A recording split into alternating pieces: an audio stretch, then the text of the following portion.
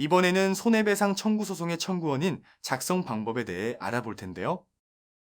영상을 모두 시청하시면 사례를 통하여 계획에 물린 경우 견주에게 손해배상 청구 소송을 할 수 있는지, 손해배상 청구 소송에서 필요한 요건이 무엇이며, 청구원인은 무엇이고 어떠한 형식으로 기재하는지, 내 주장을 입증할 증거 자료는 무엇이 있는지 확인하여 청구원인을 작성할 수 있습니다.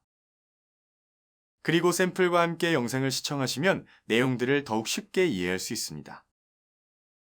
동물에게 물리면 이빨이 깊숙이 박혀도 피가 나지 않고 물린 자국만 보이기 때문에 대수롭지 않게 여길 수 있습니다. 하지만 교상은 세균이 몸속으로 퍼질 확률이 커 감염의 가능성이 높은데요. 이번 영상을 통해 교상이 발생한 경우 견주 등에게 손해배상 청구 소송을 제기하는 방법에 대해 알아보겠습니다.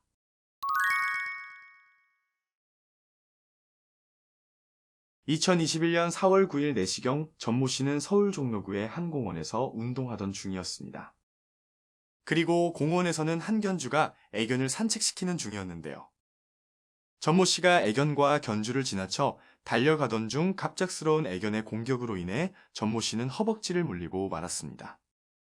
전모 씨의 허벅지에는 상처가 생기고 이빨 자국이 남았지만 출혈이 없어 대수롭지 않게 생각하여 운동을 중단하고 귀가했는데요. 하지만 시간이 지나며 상처 부위가 점점 부어오르고 통증이 심해져 결국 전모 씨는 애견의 공격으로부터 2시간 뒤 응급실로 향했습니다. 응급실에서는 진료 후에 소독과 항생제를 투여하고 파상풍 주사 치료를 진행했는데요. 진료비는 총 15만 원이 들었고 향후에도 치료를 계속하기 위하여 전모 씨는 견주에게 상해에 대한 보험 처리를 요구했지만 견주는 보험이 없다며 현금으로 지급하겠다고 이야기했습니다. 전모 씨는 견주에게 진료비 15만 원과 응급실에 다녀온 교통비와 업무에 지장을 입은 시간에 대한 보상, 향후에 발생할 치료비 등을 더해 200만 원을 지급하라고 했습니다. 하지만 견주는 상처의 정도를 생각하면 20만 원을 지급하는 것이 맞다고 주장했습니다. 전모 씨는 견주의 무책임한 태도에 화가 나 견주에게 손해배상 청구 소송을 제기하려고 합니다.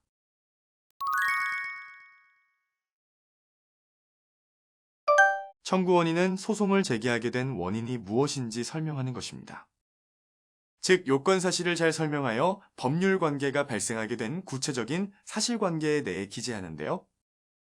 손해배상 청구 소송은 피고의 불법 행위로 원고에게 손해가 발생하여 피고에게 배상 책임이 발생하였다는 사실입니다.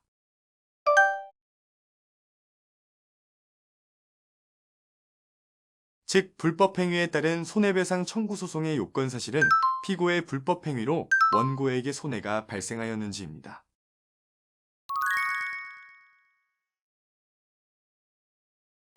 청구원인은 앞서 설명한 요건 사실을 주장하면서 나의 주장을 뒷받침할 수 있는 입증 자료도 함께 제출해야 하므로 나에게 발생한 상황에서 어떠한 증거가 있는지 확인하고 그 증거를 기반으로 청구원인을 작성해야 합니다.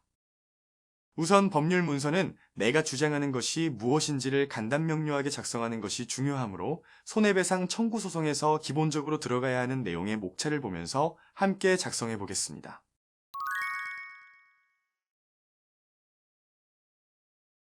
당사자들의 관계는 사건의 배경을 파악하기 위한 항목으로 원고와 피고의 사이가 어떤 관계인지 간략하게 설명합니다.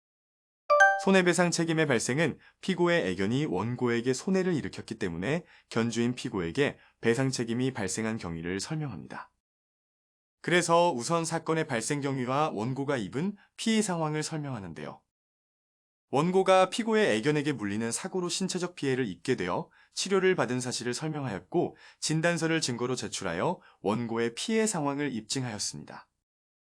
그리고 민법 759조에 의하여 피고는 견주로서 피고의 애견이 간 손해를 배상할 책임이 있다고 주장하였습니다.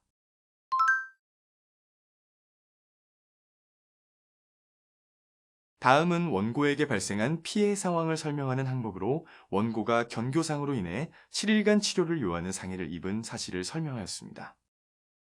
그러므로 손해배상 책임 발생의 소결로는 피고는 민법에 의하여 동물의 점유자로서 동물이 원고에게 가한 손해를 배상해야 한다는 취지를 기재하였습니다. 다음은 원고에게 발생한 손해의 범위를 설명하는데요. 신체적 피해를 입은 원고는 지불한 치료비와 향후 치료를 위한 비용을 청구할 수 있으므로 영수증과 향후 치료 비용 추정서를 증거 자료로 함께 제출하였습니다. 그리고 정신적 피해를 입었다면 민법에 의하여 위자료를 청구할 수 있는데요. 위자료란 원고의 정신적 손해를 위자하기 위한 배상금을 말합니다. 법원에서는 원고의 사정을 고려하여 위자료 액수를 정하므로 원고가 어떤 사유로 위자료를 산정하게 되었는지 기재하였습니다. 그러므로 소결로는 원고의 청구 금액에 대하여 손해가 발생한 날부터 민법상 이자와 소송촉진법상 법정 이유를 함께 청구한 금원을 지급하라고 기재하였습니다. 마지막으로 결론은 위에서 작성한 청구 원인의 내용에 따라 원고의 승소 판결을 구한다고 기재하여 소장을 완성합니다. 입증 방법이란 나의 주장을 입증할 수 있는 증거를 말하며 청구 원인에서 함께 기재해 주었던 증거들을 순서대로 제출합니다. 그리고 손해배상 청구 소송의 소장은 피고의 주소지 관할 법원에 접수하는 것이 원칙입니다.